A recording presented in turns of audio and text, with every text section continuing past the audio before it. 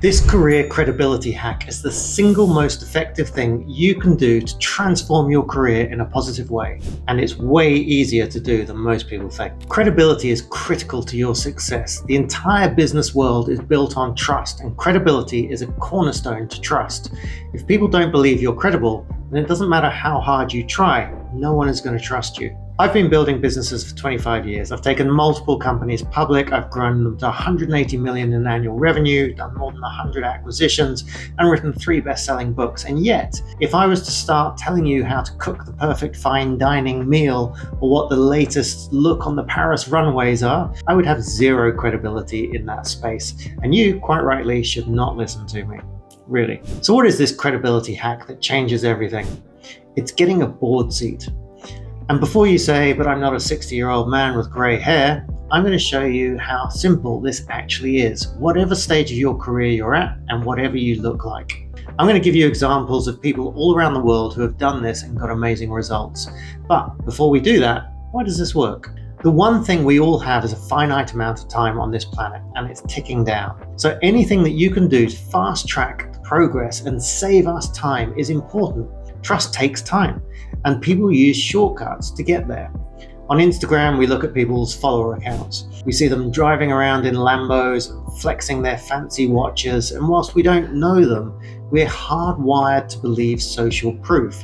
So if they have 1 million followers, it might not actually be proof that they are a popular person, but it's certainly more likely that we'll trust their opinion on what's fashionable than, well, mine. It is a shortcut our brains use because we don't have time to do full due diligence on everybody we meet. But follower count, whilst a nice talking point, is not going to get you promoted above your colleagues up the corporate ladder.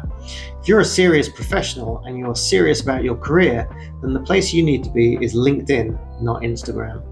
And sadly, flashing Lambos and Rolexes on LinkedIn just doesn't get the same reaction. You're ambitious, you want to get promoted, and promotions lead to more responsibility, a better title, and more importantly, that lovely feeling of smugness you get that you're doing better than your friends from school.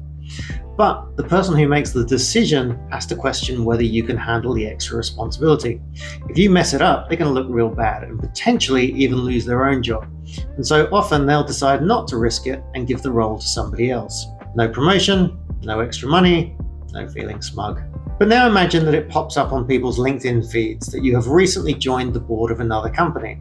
Not only are you capable of taking on extra responsibility, but now they get the social proof that other people trust you enough to give you a board seat. That makes you significantly more promotable. Not only are you much more likely to get that promotion, but board seats have a habit of leading to other board seats.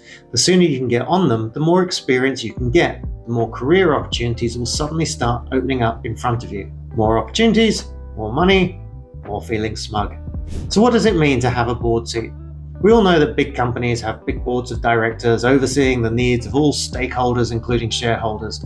But there are 330 million small businesses out there in the world.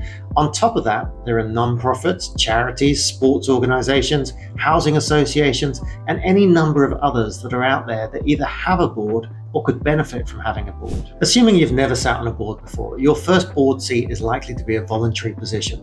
It could be with your local community club, or it might be a small local business or startup. In this case, it's often called an advisory board. Now at this point, you may be thinking, hang on, why am I working for free? Or what the hell do I know about advising a small company? The answer is that you're not actually working for free, you're working for credibility.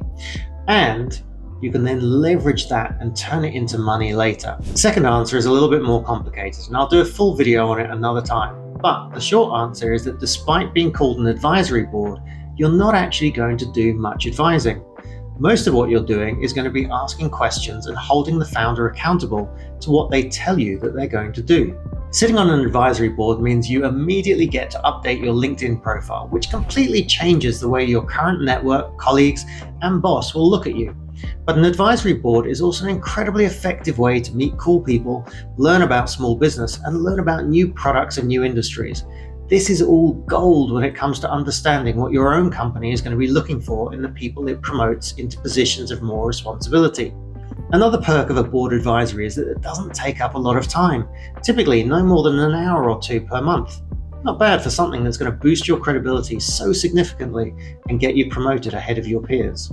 Also, whilst this might start off as a free position, as you get more experience and are actually in a position to help the businesses more, you can find yourself being offered significant sums of money or even equity in the business to stay on and keep helping. So how do you get a board seat? I go into this in a lot more depth in my book Boardroom Blueprint, but to start, we're going to follow this very simple model. Number one, find a startup or small business in your network. If you genuinely don't know any, then jump onto social media and ask if anyone can introduce you to a startup that might be looking for help. Number two, offer to build them an advisory board. It's not going to cost them anything. You and 3 or 4 others will meet with them. This can be a video call once a month for an hour.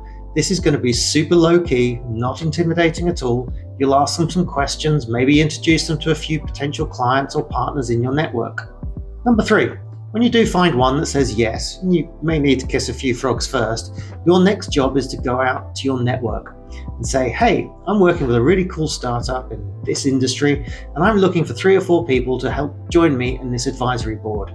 You can even mention this is a great way for them to boost their board credibility. And that's it.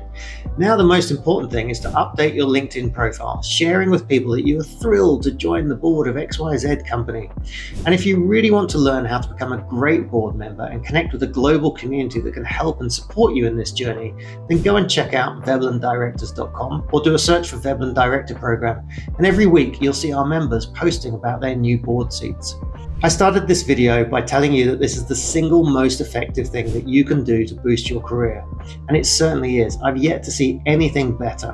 But beyond just boosting your career, as you do this more and you get better, you're actually putting yourself in a position to really help small businesses. That's not only great for you, it's great for small businesses. As small businesses grow, they hire people, and that's a win for everyone.